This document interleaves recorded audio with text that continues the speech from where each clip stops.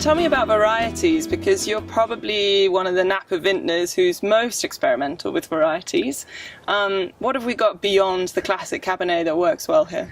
Well, in Napa Valley used to have many, many different varieties. The To Kalon vineyard, I think there were over 100 different varieties that they were testing, and a ton of them made great wine. And all the way up and through the 60s, Napa had many different varieties, and many white wines. We were actually more whites than we were reds here, and some of the more widely planted varieties here were Chasselas. If you're familiar with Chasselas, it's a Swiss variety.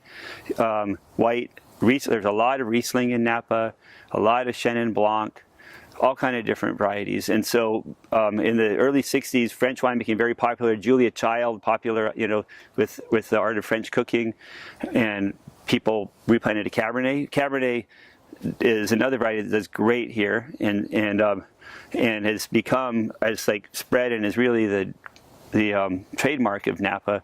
But just because Cabernet does really well here doesn't mean other varieties don't do really well here. And you know, my background, you know, viticulture, I just love growing and seeing how different vines grow, and I do a lot of Cabernet. I love Cabernet, but for our own vineyards, I like trying different things as well. And so we have refosco here. This is refosco, Schiopatino. The Italian varietals were always considered to be really suited to California, you know, because we have the warmer, sunnier climate, and a lot of the Italian varietals hold their acidity and can kind of handle that heat a little bit better. And so I like playing with Italian varietals, but also Cabernet Franc, you know, more in the feminine aromatic, and exploring different whites, ribolla, gialla, greco to tuffo. And so it's just kind of a endless quest to what's the next interesting variety to see how it does here.